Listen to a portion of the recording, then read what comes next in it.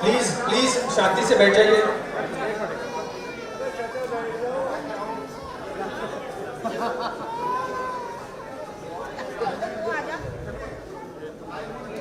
आदरणीय राहुल गांधी जी,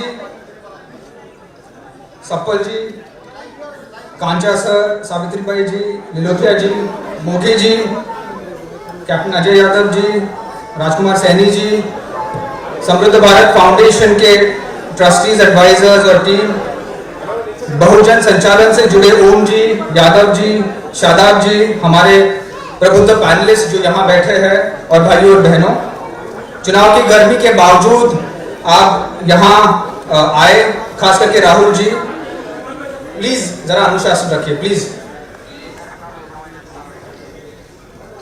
चुनाव की गर्मी के बावजूद ये आप लोग यहाँ आए हैं, वरिष्ठ नेतागण, खास करके राहुल जी, सामाजिक न्याय के प्रति अपनी दृढ़ वैचारिक और नैतिक प्रतिबद्धता के कारण यहाँ है, और इसके लिए मैं और यहाँ सारे उपस्थित देश भर के जो सामाजिक कार्यकर्ता है, एकेडमिक्स, अध्यापक है, जो प्रोफेशनल्स है और नागरिक, आप सबका मनपूर्वक आभार व्यक्त करते हैं। Rahul ji, thank you for coming for this programme. ये सम्मेलन आज हम एक ऐतिहासिक क्षण पर आयोजित कर रहे हैं। पिछले 70 सालों में हर सरकार अपना राजधर्म का पालन करते हुए संवैधानिक और संस्थागत मूल्यों को संयम रखा है, उनका पालन किया है और उनको बढ़ाती दी है। इस संकल्प और प्रतिज्ञा के कारण भारत कई ऊंचाई छू रहा है। इसमें 55 साल कांग्रेस पार्टी ने इस देश को सेवा की है, देश की सेवा की है, लेकिन पिछले कुछ सालों से ये सम्मेलन की जरूरत इसलिए हो रही है क्योंकि पिछले कुछ सालों से भारत का संवैधानिक वादा जो हर नागरिक को, that no matter who you are or where you come from, each one of us is guaranteed equitable access to the promise of this nation, ये वादा आज तोड़ दिया गया है। आप सब यहाँ प्रबुद्ध लोग हैं, मुझे दोहराने की जरूरत नहीं है कि खास करके SC, ST, OBC, अल्पसंख्यकों के लिए जो प्रावधान इस पिछले 70 सालों में इस देश ने लागू किया है वो पूरी तरह से नष्ट किया जा रहा है। स्कॉलरशिप्स बंद किए जा रहे हैं, बेरोजगारी नई ऊंचाई छू रहा है, SC, ST, TSP जो फंड है वो आधा हो गया है, अत्याचार 4 गुना बढ़ गए हैं, और हमारे खास करके जो बहुजन वर्ग है अधिकार और हक को कुचला जा रहा है। राहुल जी ने जो 2 यात्राएं देश में हर कोने से, हर समुदाय से, हर प्रांत को छुई है और उनके जरूरतों को और आकांक्षाओं को बारीकी से परखा है। कांग्रेस का जो न्याय पत्र है जो आपके वहां बटा गया है, जिसका सामाजिक न्याय का भाग आपको बांटा गया है, ने इस राहुल जी ने पूरे देश की बात जो सुनी है, इस बात को ये परखा रही है, इस बात को दर्शाती है, और उसके लिए मैं राहुल जी को आपके तरफ से और देश की तरफ से कांग्रेस पार्टी का अभिनंदन करता हूँ। लेकिन ये सम्मेलन सिर्फ भाषण का नहीं है, आपको यहाँ सुनना नहीं है, ये एक दूसरा स्वतंत्रता संग्राम है, और सिर्फ राजनीतिक दलों की जिम्मेदारी नहीं है कि हमारे हक और अधिकार के लिए लड़े। हम सबका एक नैतिक कर्तव्य बनता है कि रोज की रूटीन से हटकर इस वैचारिक लड़ाई में हम शामिल हो, because what is at stake is not just India soul but also a very humanity. यहाँ जो भी प्रगतिशील नागरिक है, जो देशभक्त है, जो लिबरल, डेमोक्रेटिक और सेक्युलर भारत में आस्था रखता है, उन्हें पुरानी आदतों से और प्रतीकात्मक गतिविधियों से को त्यागना होगा। कब तक हम देश में ये जो आग लगी है इससे बचते रहेंगे? कभी ना कभी it will catch up with us, it will destroy everything we hold here. It is now और नेवर। इसीलिए हमें एकजुट होकर एक बुलंद आवाज में राहुल जी का, खड़गे जी का और मंच पे बैठे जो वरिष्ठ नेता है उनको, उनका साथ कंधा से कंधा मिलाकर चलना होगा। Before I invite Kancha sir to say 2 words, I do want to say this, that these are times that try our souls. The sunshine patriot will shrink from this crisis that is facing our nation. Tyranny like hell is not easily conquered. Yet the harder the conflict, the more glorious the triumph. In this spirit, I want to conclude by reminding the audience, मैं आपको फिर से याद दिलाना चाहता हूँ कि राहुल जी ने जो 8000 किलोमीटर से ज्यादा देश भर में length of breadth of Bharat को जो छुआ है, उन्होंने कहा था एक मेरा कदम, एक आपका कदम, तभी मिल जाएगा, जुड़ जाएगा अपना वतन। इसी दो शब्द से मैं अपनी बात खत्म करता हूँ। जय भीम, जय फुले, जय Hind. Pancha sir, if you could make your intervention please.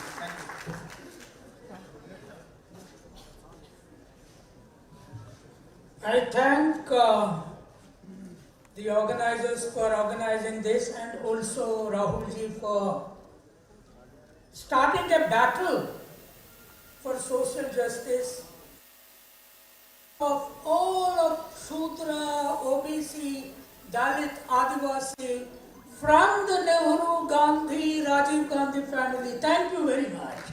This battle is a game-changing battle. I am making a brief statement on behalf of the whole Shudra communities, OBCs. I myself is an OBC. 2024 Congress Manifesto, a game changer of Indian history.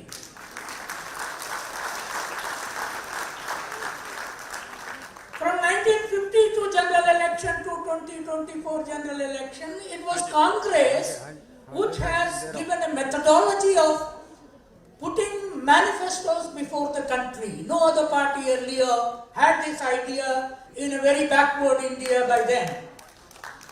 But when Congress was ruling this country for quite long time, there was one time when a class-based manifesto for the poorest of the poor, for the weakest of the weak, was put in 1971 by three slogans by Indira Gandhi at that time. One, Garibi Hatao. Second, privy purses abolition. जो राजाओं का properties था और उसका राजाओं का authority था, उसको अबॉलिशन का मैनिफेस्टो में रखा दिया गया था. Then bank nationalization. But caste as an issue, oppression of Dalit, Adivasi, particularly OBC and Shudras, was never put in any national party's manifesto. For the first time, because of Rahulji's fight, that this nation needs an X-ray. This nation is suffering with a disease of caste, untouchability, inequality and oppression of women. Therefore, caste census must be taken up. And after 1931 census, Rahulji's slogan and putting in the Congress manifesto, Rahulji, I will tell you that nobody can escape caste census in this country. The ruling BJP party thinks that it can escape, but year afterwards, I am definitely sure if this slogan goes, every house, every village, every child being educated in the school, that your caste and yourself will be counted in next census, Congress will come to power, sure. And you also said the 50% cap based on no any database the Supreme Court imposed on our life. Now once the caste census is taken, you promise the nation that constitution will be amended and 50% cap will be removed. Therefore, every OBC, every Dalit, every Shudra, whether Jat, Gujar, Patel, Maratha or Kamma Reddy, whatever, they all will get their population-based share. Now this is a revolution. This revolution will bring another change in my view. Rahulji, regional Shudra parties have come into existence because Congress has not taken up abolition of caste question, Phule, Ambedkar and Savitribai Phule's ideology into Congress. Once you take it up, all the Shudra regional parties will in future merge with Congress. There is no scope for regional parties surviving in the country, and since they did not get their share, they formed regional parties, whether Samajwadi, whether RJD, whether Telugu Desam earlier, whether Maharashtra parties or whatever. Once that happens, Congress will be again a major real ruling party for one more 100 years without any shaking. Because abolition of caste and inequality, equality to women, with all these points in this. And there is a class angle in the manifesto. For the first time, Congress promised 1 lakh rupees transfer from budget to every poor woman in this country. Imagine the revolutionary potential of that. The money from the budget will not go to big contractors. The money will not go to big industrial houses, which are now even trying to stample Congress as well. And every unemployed will get 1 lakh rupees, and they will get apprenticeship both in public and private sectors. So the idea of giving reservation, equality-based representation in public sector is going to enthuse the youth of SC, ST, OBC and all Shudras, whether Jat, Gujar, Patel, they don't exist today. So, Rahul ji, we thank Congress party to have brought this revolutionary change. This revolutionary idea into very electoral manifesto. Now I request the media here. The manifesto is not getting enough attention in social discussion, social media, people's conversations. So please take this manifesto every home through general media, through English, Hindi, Telugu, Tamil, Malayali, regional languages, and the social media has a big role to play. And once this reaches every house, Congress is likely to definitely is going to come to power in 2024, and the nation will undergo a radical change. Thank you. Thank you, Kancha sir, for those inspiring words. May I request Gurdeep Sappal ji, Samruddhi Bharat Foundation के executive trustee and administration Congress party से हो गया पढ़ गया full कर दीजिए, check कर लीजिए, तो लाइन है ना थोड़ा हमारे प्रिय नेता राहुल जी बढ़िया लग रहा है, चेक कर और सम्मानित मंच, दस्तूर तो ये है कि हम मंच का स्वागत करें। राहुल जी, आज आपकी ओर से मैं यहाँ मौजूद लोगों का स्वागत करना चाहता हूँ, क्योंकि यहाँ पे जो लोग हैं, अधिकांश लोग कांग्रेस पार्टी से जुड़े नहीं थे। बहुत सारे लोगों ने पिछले चुनावों में शायद वोट भी हमको नहीं दिया, लेकिन आज वो आपके साथ कंधे से कंधा मिलाकर क्यों चलना चाहते हैं? क्योंकि वो संविधान को बचाना चाहते हैं और जानते हैं कि संविधान खतरे में है, और वो ये भी जानते हैं कि ये संविधान कांग्रेस पार्टी की विरासत है। ये संविधान जिसका बीज कराची के कांग्रेस अधिवेशन में पड़ा था, जब युवा नेता जवाहरलाल नेहरू जो कांग्रेस के अध्यक्ष बने थे, महात्मा गांधी की गाइडेंस में उन्होंने पहली बार कहा था कि सदियों से देश में जाति धर्म के भेदभाव का जो संघर्ष चल रहा है वो अब खत्म होगा, आजाद भारत में सब लोग बराबर होंगे। ये गारंटी कांग्रेस पार्टी के अधिवेशन में 1931 में दी गई थी, और साथ ही यह भी कहा था कि इस गारंटी को बचाने के लिए हर एक व्यक्ति के पास वोट का अधिकार होगा, जो उस वक्त तक दुनिया में कहीं भी नहीं था। कांग्रेस पहली पार्टी थी दुनिया में जिसने बिना शर्त के बहुसंख्यक लोगों को, SC, ST, OBC के लोगों को, सभी धर्म के लोगों को, अमीर को, गरीब को वोट इसलिए दिया था कि बराबरी के हक को वो बचाकर रख सकें।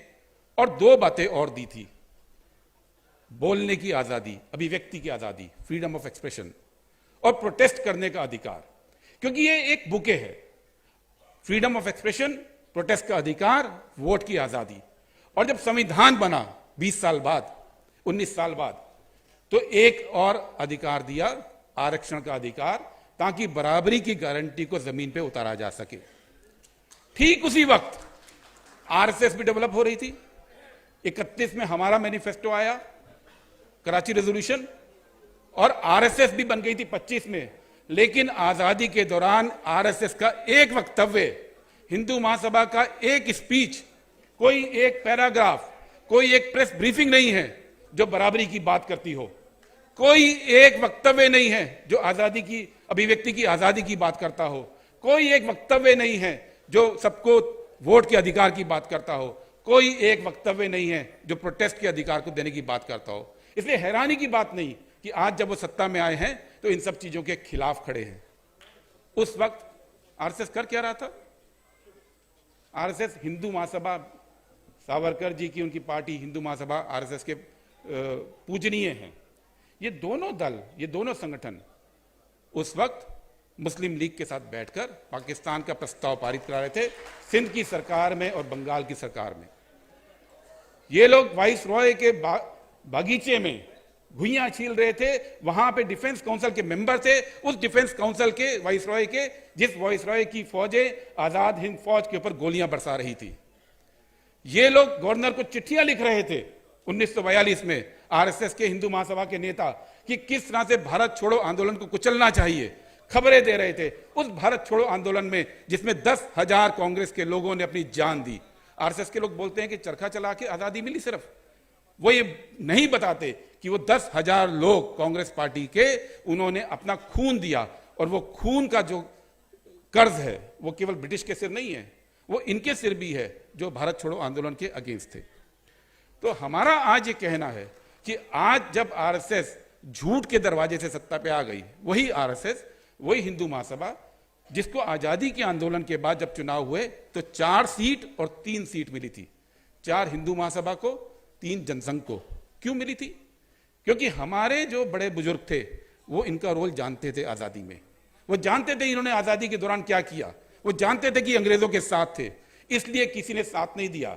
लेकिन आज 75 साल के बाद हम देखते हैं कि वो झूठ के दरवाजे से सत्ता पे आ गए, प्रोपेगेंडा के दम पे आज वो संविधान बदलने की बात कर रहे हैं। इसलिए राहुल जी, जब आप आगे बढ़ते हैं तो ये तमाम लोग आपके साथ चलते हैं। ये तमाम लोग उस संविधान को बचाना चाहते हैं जो संविधान बाबा साहेब अंबेडकर की पहचान है। प्रधानमंत्री मोदी कहते हैं बाबा साहब अंबेडकर को मैं पूजता हूं, लेकिन अगर संविधान खत्म हो गया तो बाबा साहब की पहचान क्या बचेगी, उनकी याद क्या बचेगी? जो अधिकार उन्होंने दिए वो अधिकार कहां बचेंगे? इसलिए आज इस चुनाव में लड़ाई केवल सत्ता बदलने की नहीं है। इस चुनाव में जो लड़ाई है वो संविधान बचाने की है, वो आरक्षण बचाने की है, वो जातीय भेदभाव को आगे बढ़ाने के लिए जो गरीब पिछड़े लोग हैं, जो मजलूम लोग हैं, उनको सत्ता में, उनको सत्ता के अलग अलग प्रतिष्ठानों में, उनको नौकरियों में जगह देने की है। वो लोग आगे बढ़ेंगे तो देश एक रहेगा। इसी संदेश के साथ राहुल जी, आज आपके साथ ये लोग जुड़ने को तैयार हैं। मैं आमंत्रित करता हूं आपको कि आप इनको संबोधित करें।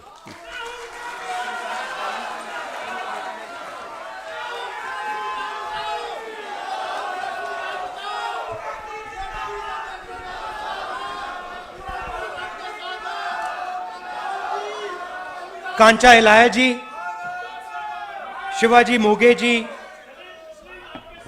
कैप्टन अजय यादव जी, राजेश लिलोतिया जी, पी विल्सन जी, राजकुमार सैनी जी, सावित्री भाई फूले जी, सप्पल जी, देश पांडे जी, भाइयों और बहनों, प्रेस के हमारे मित्रों, आप सबका यहां बहुत बहुत स्वागत, नमस्कार। कैसे हैं आप? मैनिफेस्टो आपको अच्छा लगा? आपने देखा होगा कि प्रधानमंत्री पैनिक कर गए हैं। हाँ, बिल्कुल हिल गए, घबरा गए। क्रांतिकारी मैनिफेस्टो है। तो मैं शुरुआत एक कहानी से करना चाहता हूं, जिसने ये जो ओबीसी, दलित, आदिवासी की पॉलिटिक्स है, उस डायरेक्शन में उसको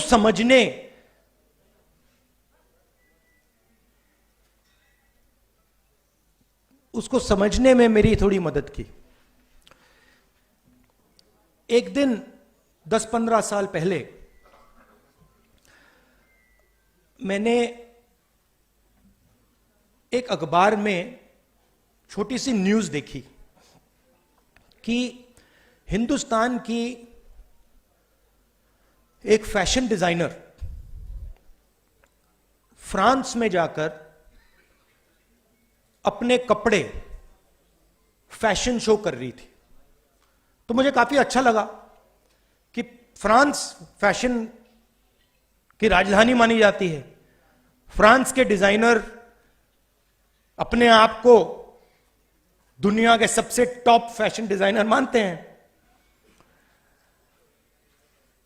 तो मैंने कहा देखो बड़ी अच्छी बात है, हिंदुस्तान की एक फैशन डिजाइनर पहली बार फ्रांस के पेरिस में जाकर अपने कपड़े दिखा रही है। 2-3 दिन बाद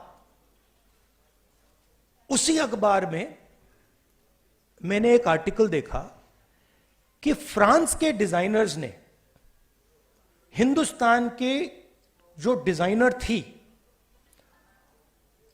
उसका मजाक उड़ाया कि देखो इसको तो डिजाइन ही नहीं आती। तो अब मेरे 2-3 फैशन डिजाइनर दोस्त हैं जो फ्रांस में,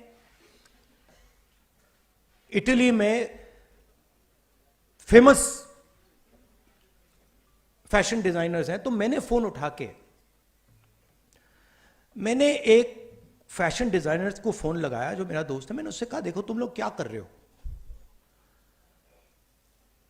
तो कहता है क्या। मैंने कहा हिंदुस्तान से एक लड़की आती है, पहली बार आती है, अपने कपड़े दिखाती है, फैशन दिखाती है, और आप लोग डर गए तो आप लोग उसका मजाक उड़ा रहे हो कि आपको अच्छा नहीं लगा कि इंडिया की एक औरत आपके सामने आकर जो आप काम करते हो उससे अच्छा काम कर गई। नहीं, ताली मत बजाइए, अभी कहानी पूरी नहीं हुई है। तो वो मुझे कहता है देखो तुम लोग सुपर पावर की बात करते रहते हो, मगर ऐसे तुम लोग सुपर पावर कभी नहीं बनोगे। और अगर तुम सचमुच बात समझना चाहते हो तो मैं समझा देता हूं, मगर तुम्हें अच्छी नहीं लगेगी बात। मेरा दोस्त है। मैंने कहा देखो बात यह है कि हिंदुस्तान से लड़की आई है, तुम लोग घबरा गए हो, तो ऐसे उल्टे सीधे बहाने मत बनाओ। कहता है नहीं मैं समझाता हूं तुम्हें।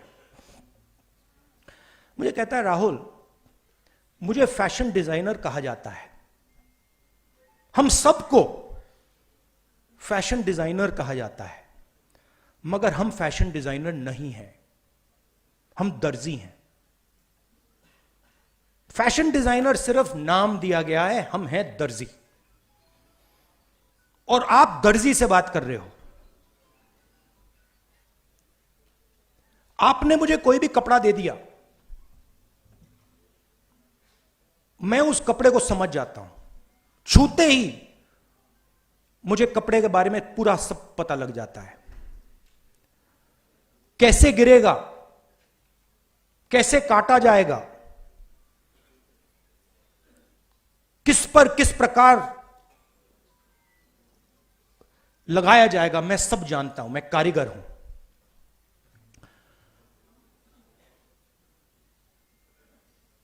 आपने जो औरत भेजी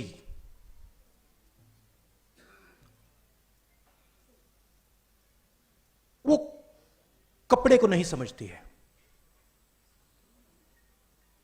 वो जो ड्रेस वो दिखा रही थी वो उसने नहीं बनाया है। उसके बैक ऑफिस में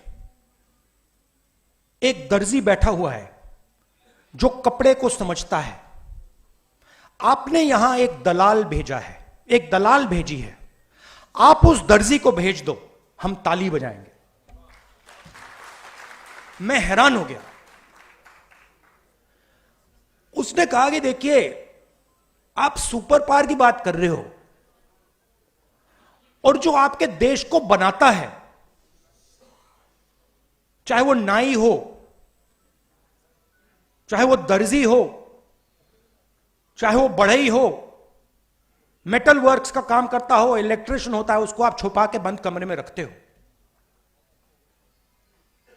और ये औरत जिसको आपने भेजा है, इसको कपड़ा तो समझ नहीं आता, क्यों हम इसकी ताली बजाएं? बहुत गहरी बात बोली।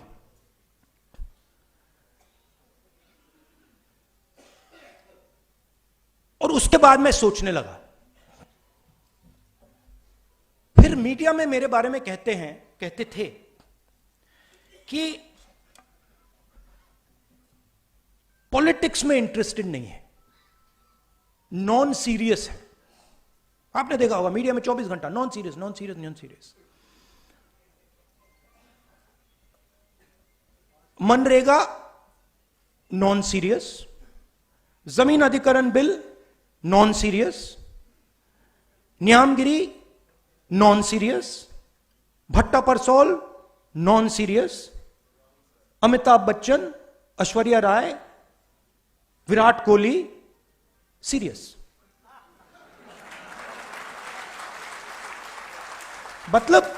मतलब हिंदुस्तान की पॉलिटिक्स में मान लीजिए ये कमरा है, इसमें 1000 लोग बैठे हैं। 1000 लोग में से आप यहां पे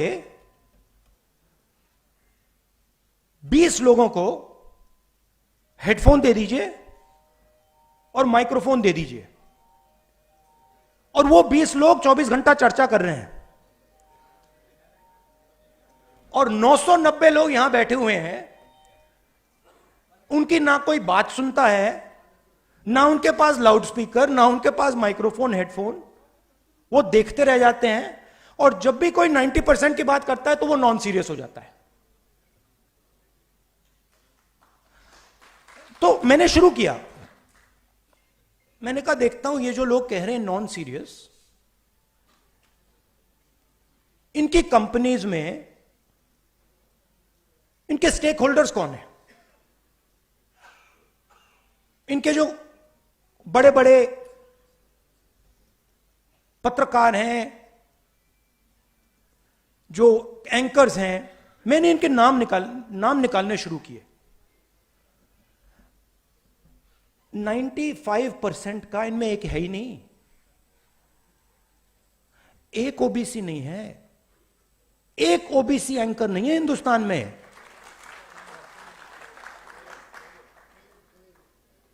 एक ओबीसी एंकर नहीं है, एक दलित एंकर नहीं है, एक आदिवासी एंकर नहीं है। सारी की सारी कंपनियों के लिस्ट में 90% से एक मालिक है ही नहीं। तो लाउड स्पीकर आपके हाथ में ही नहीं है, और अगर लाउड स्पीकर आपके हाथ में नहीं है तो जो भी आप बोलोगे वो नॉन सीरियस।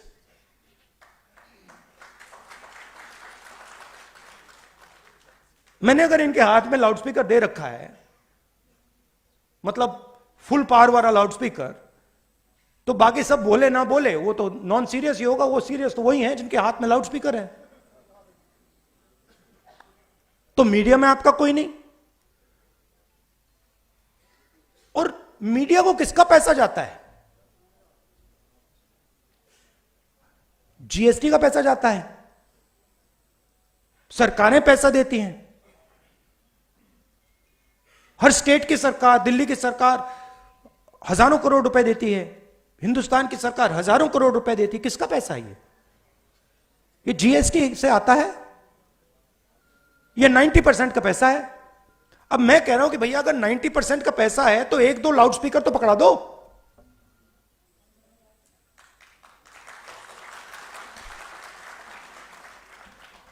उसके बाद मैंने कहा ठीक है, मीडिया में कोई नहीं तो जुडिशरी को देखते हैं। 650 हाई कोर्ट जजेस हैं, 90% आबादी के पास 650 में से 100, और वो भी छोटे छोटे। और जब तक आप सुप्रीम कोर्ट में पहुंचोगे, खत्म। चलिए बड़ी बड़ी कंपनियों को देखते हैं। 200 सबसे बड़ी कंपनियां हिंदुस्तान में, उनके मालिकों की लिस्ट निकालो। 16 लाख करोड़ रुपए,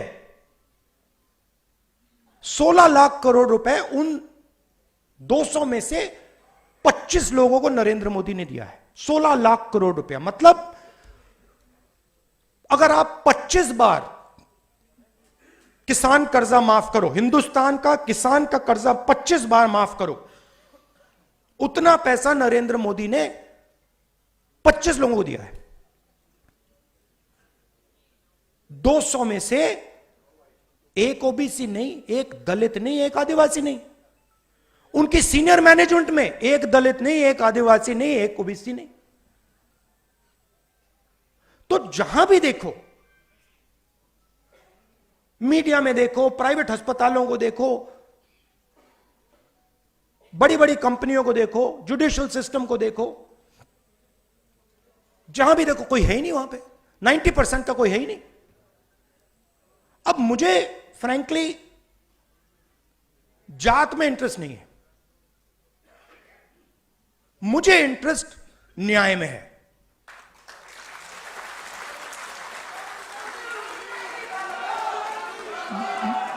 मैं सिर्फ ये कह रहा हूं कि हिंदुस्तान में आज 90% के साथ अन्याय हो रहा है, भयंकर अन्याय हो रहा है। अब मैंने यह भी नहीं कहा, आज तक मैंने यह भी नहीं कहा कि हम कोई एक्शन लेंगे। मैंने सिर्फ यह कहा है कि देखिए, यह पता लगाते हैं कि कितना अन्याय हो रहा है। इसका तो कोई ऐतराज नहीं होना चाहिए। अगर आपको चोट लगे और मैं आपसे कहूं, भैया शांत हो जाए जरा, और मैं आपसे कहूं कि देखिए इनको चोट लगी है, एक्सरे करा लीजिए, तो एक्सरे से किसी को इतराज तो नहीं होना चाहिए ना।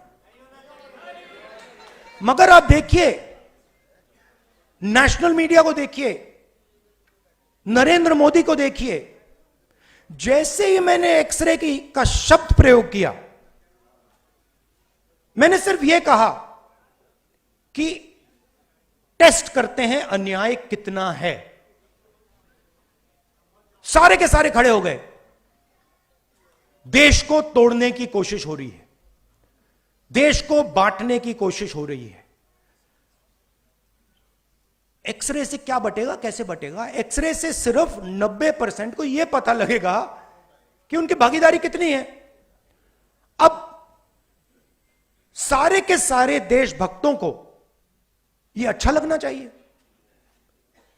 देशभक्त क्या चाहता है? देशभक्त देश में न्याय चाहता है। देशभक्त अन्याय थोड़ी चाह सकता है। देशभक्त चाहता है कि हिंदुस्तान आगे बढ़े, देशभक्त चाहता है कि हिंदुस्तान एक दिन सुपर पावर बने, जो भी जैसे भी आप कहना चाहो। तो अगर आप सुपर पावर बनना चाहते हो, चाइना से मुकाबला करना चाहते हो, तो 90% शक्ति का प्रयोग तो करना पड़ेगा। अगर आप 90% की शक्ति का प्रयोग ही नहीं करोगे तो कैसे बनोगे? तो बड़ी इंटरेस्टिंग बात है कि सारे के सारे लोग अपने आप को देशभक्त कहते हैं, सारे के सारे जो अपने को देशभक्त कहते हैं, एक्सरे से डरते हैं। मोदी जी ने 10 साल देश को कहा कि मैं ओबीसी हूं।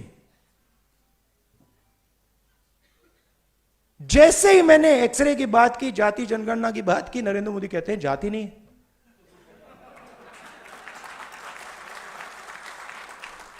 अरे जात नहीं है तो आप ओबीसी कैसे?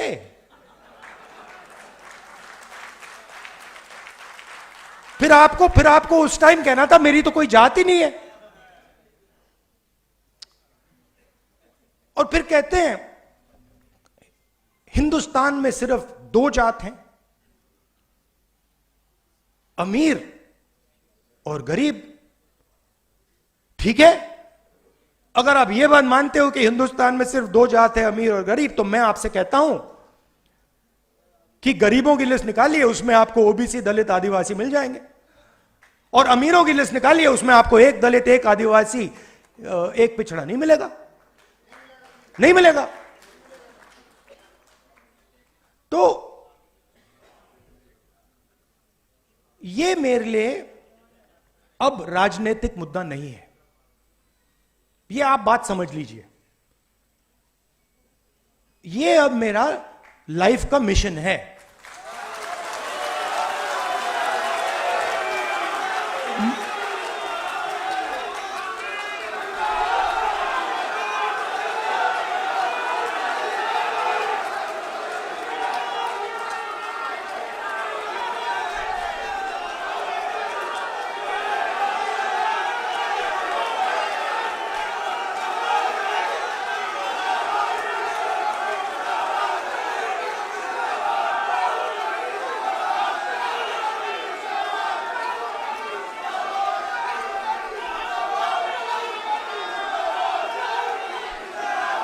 सुनिए सुनिए, अब लाइफ मिशन में और राजनीति और लाइफ मिशन में फर्क मैं आपको बताता हूं। लाइफ मिशन में कॉम्प्रोमाइज नहीं होता है, राजनीति में कॉम्प्रोमाइज किया जा सकता है, लाइफ मिशन में कॉम्प्रोमाइज नहीं होता। और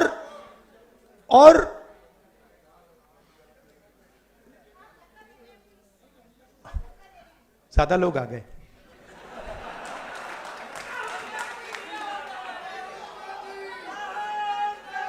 और तो 2-3 चीजें हैं जो मैं आपको बताना चाहता हूं, और काम किस डायरेक्शन में करना चाहिए। सबसे पहले इसमें एक पॉलिटिकल डायरेक्शन है। पॉलिटिकल डायरेक्शन आपने मैनिफेस्टो में अच्छी तरह देख लिया है। आपने ही कहा कि मैनिफेस्टो क्रांतिकारी डॉक्यूमेंट है, उसमें एक्सरे है, और उसमें जो इनकम इनइक्वालिटी नरेंद्र मोदी जी ने की है, जो 22 लोगों को उन्होंने 16 लाख करोड़ रुपए ट्रांसफर किया, थोड़ा सा पैसा, ज्यादा नहीं, थोड़ा सा पैसा कांग्रेस पार्टी का मैनिफेस्टो वापस 90% को देने जा रही है। थोड़ा सा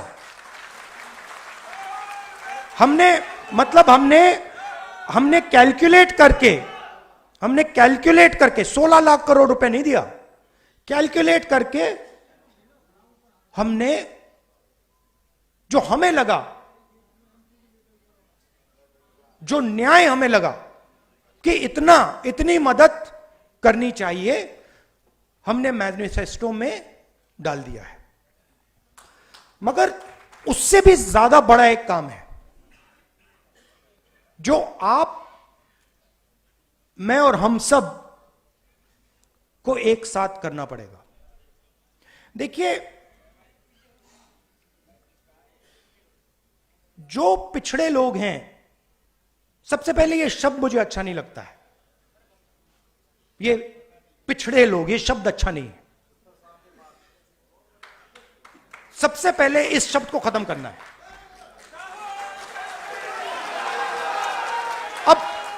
अब इसका मतलब क्या है? देखिए, आपको यह समझना है कि आपके साथ किया क्या गया है। ये जो पूरी मूवमेंट है ना बीजेपी वाली, इसका मिशन आपकी हिस्ट्री को मिटाने का है। कि आप लोग अपनी हिस्ट्री ना पहचानो और ना समझो। तो एक प्रकार से आपको बीते हुए समय से काट दिया गया है। यह हुआ है आपके साथ, और आपकी हिस्ट्री है। आपकी हिस्ट्री फूले जी हैं, अंबेडकर जी हैं, नहीं, अंबेडकर जी हैं, मगर वो बहुत चुने हुए लोगों की हिस्ट्री है, 2, 3, 4 लोगों की हिस्ट्री है। मगर एक्चुअली फूले जी जैसे करोड़ों लोग थे जिन्होंने अपनी पूरी जिंदगी 24 घंटा अपना खून पसीना दिया, मगर उनकी कोई बात ही नहीं करता है।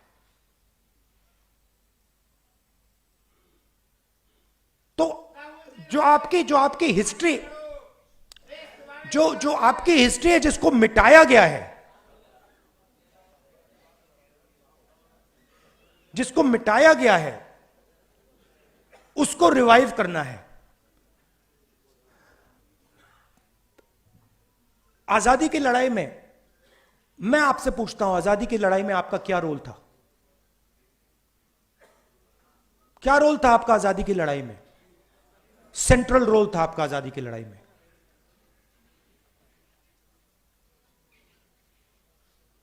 आजादी की लड़ाई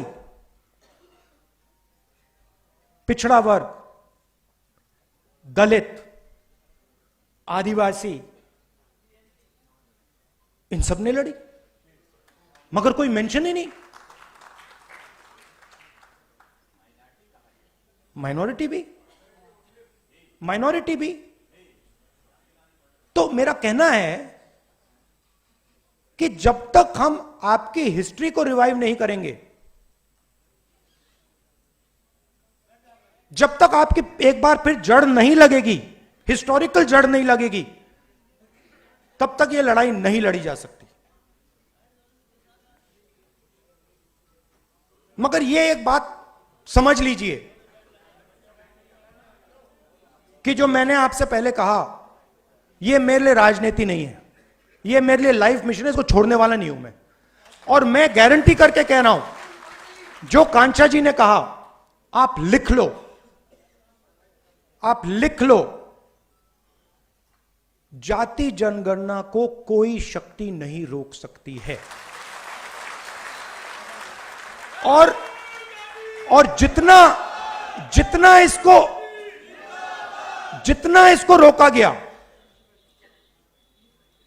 इसको रोका गया, उतनी तेजी से, उतनी फोर्स से यह वापस आएगा।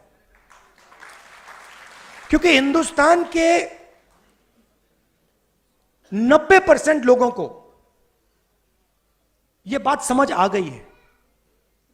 शायद वो आज कह नहीं रहे हैं, खुलकर कह नहीं रहे हैं, मगर उनको बात समझ आ गई है कि हिंदुस्तान के इंस्टीट्यूशनल स्ट्रक्चर में, हिंदुस्तान की इकोनॉमी में, हिंदुस्तान के जुडिशरी में उनकी कोई जगह नहीं है, और देश 90% उनका है। तो इसको रोका नहीं जा सकता है। और जैसे ही हमारी सरकार आएगी, मैं आपको बता रहा हूं, पहला काम जाति जनगणना होगा।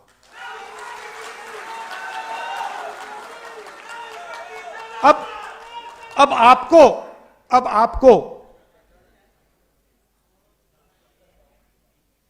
ये जो 90% हैं, इनको आपका रोल, आपका काम है, आपका रोल है कि इनको बताना कि देखिए, इस देश में आपकी भागीदारी नहीं है। व्हाट्सएप पर, इंस्टाग्राम पर रील देखकर भागीदारी नहीं बनती है। मैंने भाषण में कहा कि हिंदुस्तान के युवा 7-8 घंटा इंस्टाग्राम की रील देख रहा है। 90% 7 घंटा, मैंने चेक किया, सर्वे कराया। हरियाणा में मैंने लोग भेजे, सर्वे कराया कि भाई युवा कितने घंटे इंस्टाग्राम पे हैं। 7 घंटे। मतलब बीजेपी का काम जो ओबीसी वर्ग है, दलित वर्ग है, आदिवासी वर्ग है, उनका ध्यान भटकाने का है। कभी इधर भेजेंगे, कभी उधर भेजेंगे, कभी पाकिस्तान, कभी चाइना, कभी बॉलीवुड। आप भी उसमें हैं भैया। आप भी 90% में हैं और आपकी हालत हम जानते हैं। आपको क्या सहना पड़ता है हम सब जानते हैं। तो ये ध्यान भटकाते हैं। ये पूरा का पूरा जो इनको मूवमेंट है, इसका लक्ष्य ओबीसी का ध्यान भटकाना, यही है लक्ष्य। और प्रॉब्लम इनकी क्या है कि ध्यान को आप इतनी टाइम ही भटका सकते हो। और अब वो टाइम आ रहा है कि अब ओबीसी पूछ रहा है कि भैया ये हो क्या रहा है। मतलब राम मंदिर बन गया और उसमें हमारा एक आदमी नहीं दिखा। पार्लियामेंट नया खुल गया, बड़ी पूजा हुई, नरेंद्र मोदी बैठे, मगर हमारा एक आदमी उसमें नहीं दिखा। दलित, आदिवासी, यही तो कह रहे हैं, आदिवासी राष्ट्रपति है हिंदुस्तान में। मतलब ये कौन सी भागीदारी है। हेड ऑफ स्टेट राष्ट्रपति है, नया पार्लियामेंट बन रहा है, हेड ऑफ स्टेट का काम उस पार्लियामेंट को खोलने का है। हेड ऑफ स्टेट को परे कर दिया।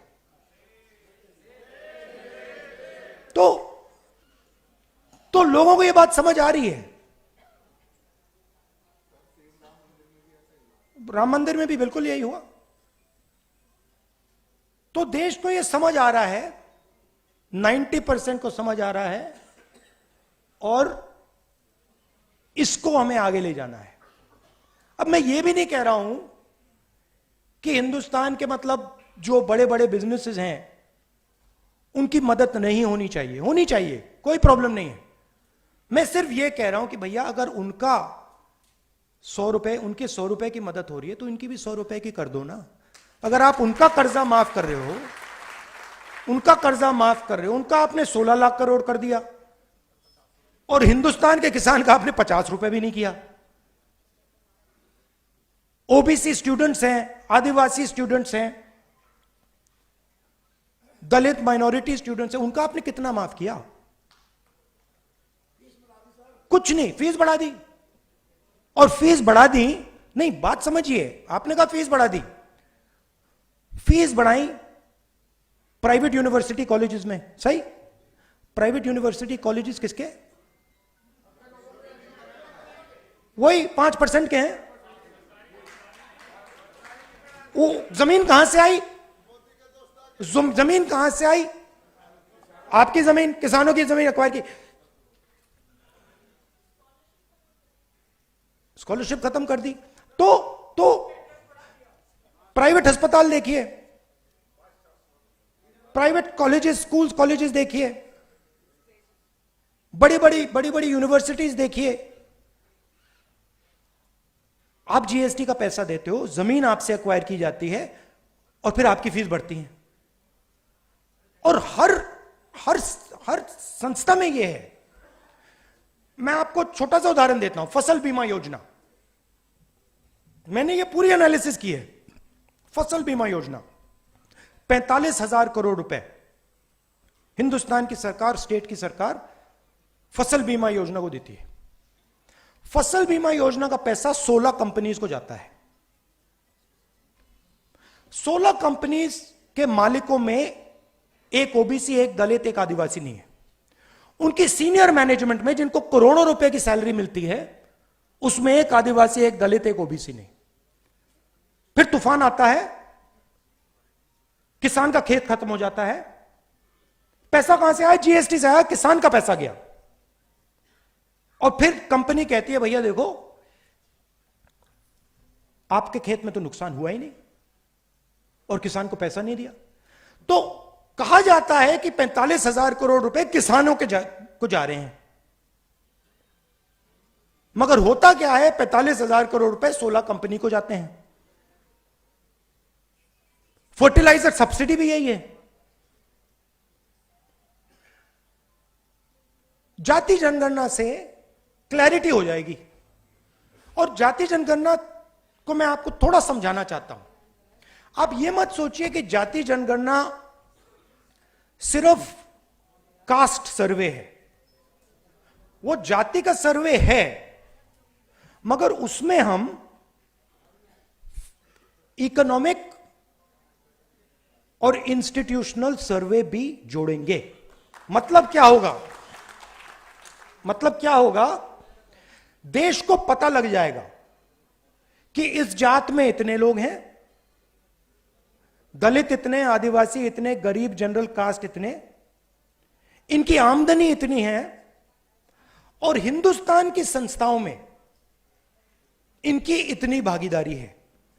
तो पता लग जाएगा कि मीडिया में इतनी कंपनियां हिंदुस्तान की मीडिया को कंट्रोल करती हैं, इतना पैसा हिंदुस्तान की सरकार इनको दे रही है, और इस संस्था में इतने ओबीसी, इतने दलित, इतने आदिवासी, वो सब संस्थाओं का होगा। तो ये एक प्रकार से नेशनल एक्सरे मानिए इसको।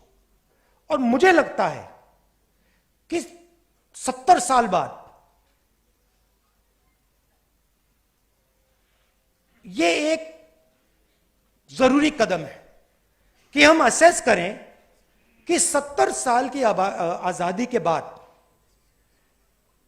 आज सिचुएशन क्या है और इसके बाद हमें किस डायरेक्शन में जाना चाहिए।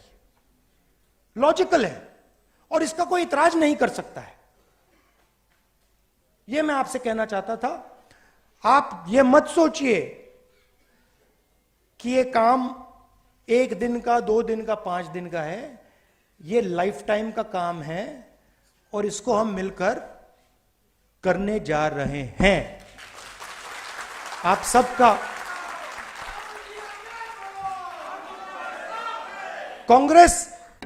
कांग्रेस जनरली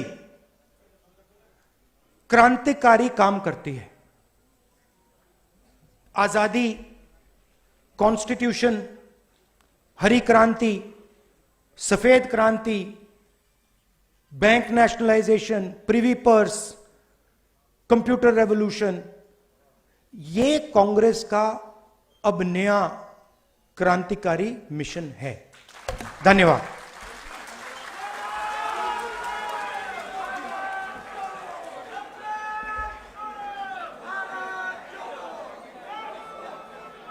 आप सब बैठ जाइए।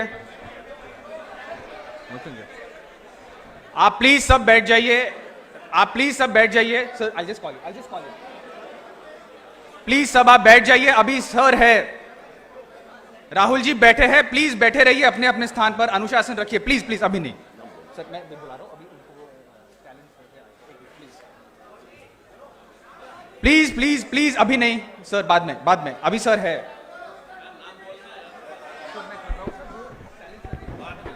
प्लीज प्लीज आप बैठ जाइए प्लीज। सर, आज जो राहुल गांधी जी ने कहा है, प्लीज अनुशासन रखिए प्लीज। राहुल जी ने जो कहा है, यह सचमुच एक क्रांति है। यह 100% जनता की बात है, लोकहित और देश हित की बात है, दलित, आदिवासी और ओबीसी के हित की बात है, हमारी आपकी बात है। ये राहुल गांधी की गारंटी है, स्टील की गारंटी है जो आज उन्होंने कहा है। और कांग्रेस पार्टी आज इस मिशन पे अगले कई सालों तक संयम रहेगी। उनके जुमले की तरह ये जुमला नहीं है।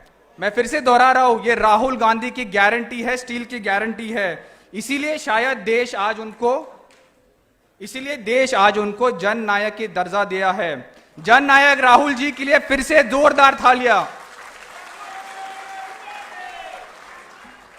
मैं एडवोकेट पी विल्सन जी को आमंत्रित करता हूं। ये स्टालिन सर के राज्यसभा एमपी है, उनकी तरफ से एक संदेश हमको पेश करना चाह रहे हैं। उसके बाद सैनी जी को हम बुलाएंगे। प्लीज आप शांत रहिए।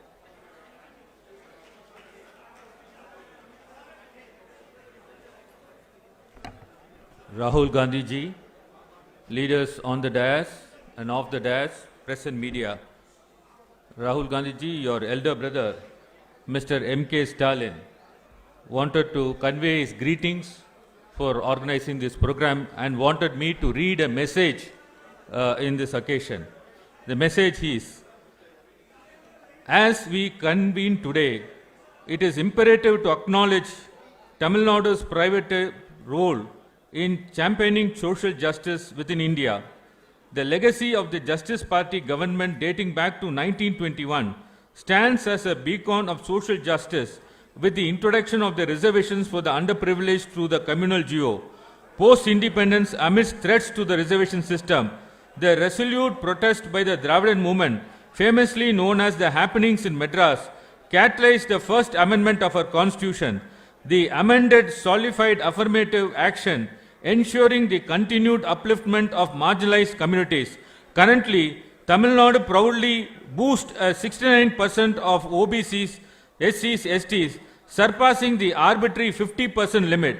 Notably, recent strides include a groundbreaking 7.5% reservation in professional courses for students from government schools, alongside full financial support for those admitted under this quota.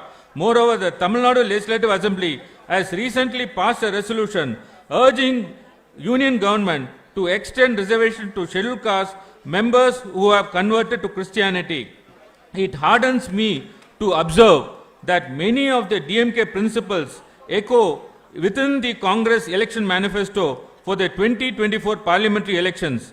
I earnestly hope that our forthcoming government will earnestly fulfill its pledges to uplift OBCs, SC and ST. Yours sincerely, Mr. M.K. Stalin, your elder brother. Thank you, sir.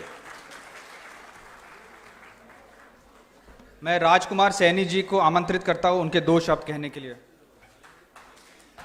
मित्रों, मैंने आपका समय राहुल जी मैं सिर्फ आपके 2 minute लिए हैं। वो सभी लोग जो 104 पार्टियां आज कांग्रेस को बिना शर्त समर्थन देने के लिए हाथ खड़ा करके जरा एक बार सभी वो लोग जो लोग हमारे साथ जुड़े और पूरे देश के अंदर झंडा बुलंद करके दिखाएंगे, भाई राहुल जी को इंश्योर करते हैं। और ये पूरे देश के ऊपर भी जो लोग हाथ उठा रहे हैं, ये आप एक बार देख लें, ये सभी वो लोग हैं जिन्होंने बिना किसी स्वार्थ के आज कांग्रेस पार्टी ने जो एजेंडा लिया है, जो आपने एजेंडा लिया है, कांग्रेस पार्टी तो पहले भी थी, लेकिन जो आपने एजेंडा लिया है, उस एजेंडे के लिए हम आपको सर्वसम्मति से धन्यवाद के साथ साथ समर्थन पहले दे चुके हैं। आपके दिशा निर्देश की इंतजार में है कि जो आपके दिशा निर्देश होंगे उसके लिए हम आपके और आपके मिशन के साथ जुड़ करके कंधे से कंधा मिला करके इस देश में इस पाखंडी सरकार को हटाएंगे और देश के अंदर न्याय, सामाजिक न्याय की व्यवस्था को कायम करेंगे। इन्हीं शब्दों के साथ भाई राहुल जी का और पूरी टीम का धन्यवाद। नमस्कार। Thank you, thank you.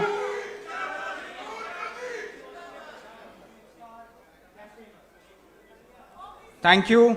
Rahul ji ने अपने चुनाव के गर्मी के दौरान ये समय दिया अपना, उन सब के उसके लिए बहुत बहुत धन्यवाद। शायद उन्हें अब निकलना है, उनका चुनाव का दौरा है। फिर से राहुल जी का जोरदार तालियों के साथ अभिनंदन।